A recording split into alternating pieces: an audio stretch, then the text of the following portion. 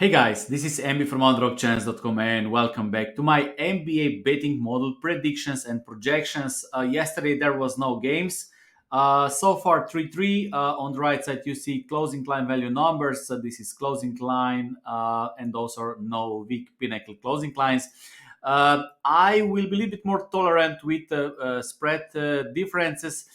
So I will go with 5 points difference between my spreads and bookmaker spreads. So those are my projected spreads, bookmaker spreads, and then I'm looking for the difference. I'm not focusing on the totals. If you watch my previous videos, I already mentioned this probably a couple of times, but sometimes I need to repeat it because sometimes I also receive questions. And of course, it is not possible to watch every single video if I do them daily. Okay, so let's go through the games. We have, I think, 14 games. I have two qualified bets, and we also have one game which is very close to be qualified. And I hope these comments will help you to make smarter bets. So the first game, Utah Jazz, Indiana Pacers.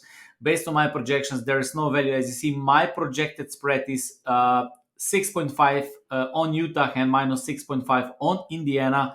But this is exactly what bookmakers think, very similar with the projected totals.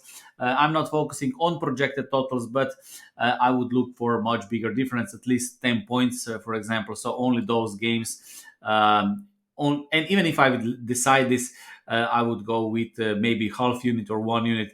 I'm not a big fan of betting on totals. Okay, every single team is calculated with players lineup, so every single player is important. So I first checked all the lineups, and a couple of players are game time decisions. So I took the latest information, and sometimes you can also make a mistake because in NBA they can change the player in the last minute. But if the Pinnacle or Circa or those serious bookmakers have the lines, then most of the information we already have.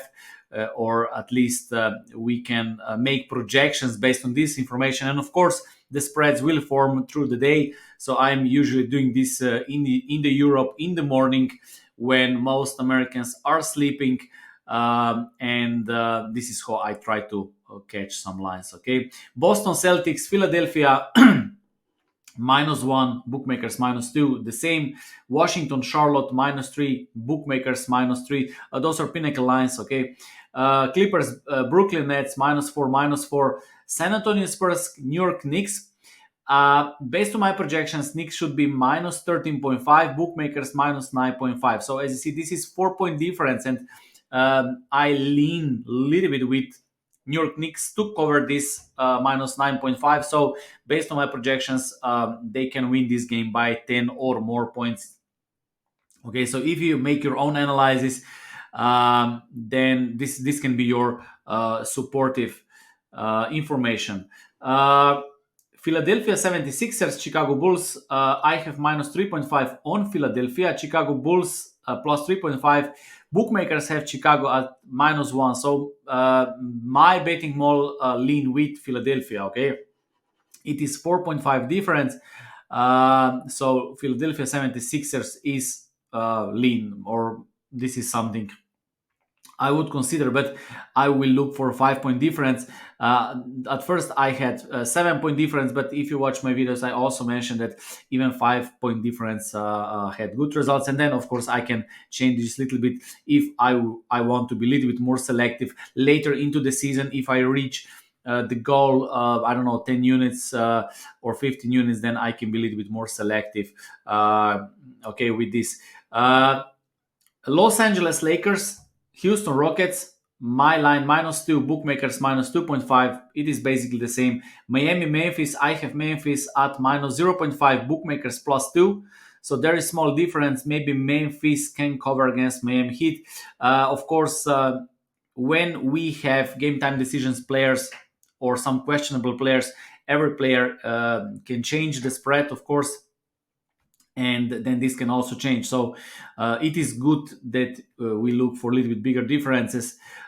So this is 2.5 difference. It is still too close. Detroit, Milwaukee. I have Milwaukee at -10, bookmakers -12, basically the same or close to only 2 point difference. New Orleans Pelicans, I have -8, bookmakers -7.5, half point difference, not good enough. And then I have Cleveland, Oklahoma. I have -3 on Oklahoma, bookmakers plus 2.5. So it is 5.5 difference for this game. I have Dort in the lineup. His game time decision.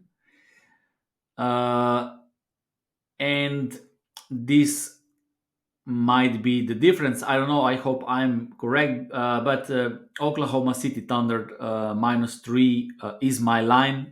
So if with him in the lineup, this changed a little bit, but still, I think we have Oklahoma City as a value at plus 2.5. So I have Oklahoma plus 2.5 at 1.91 or -110 in American odds. Toronto, Dallas -6.5, bookmakers -5.5, only 1 point difference, not enough. Then we have Portland against Sacramento. I have Portland at plus 2.5, bookmakers +8. Portland +8 is a qualified bet, okay, based on my projections. And then we have the last game, Golden State, Denver. I have Denver -5.5, bookmakers -3.5.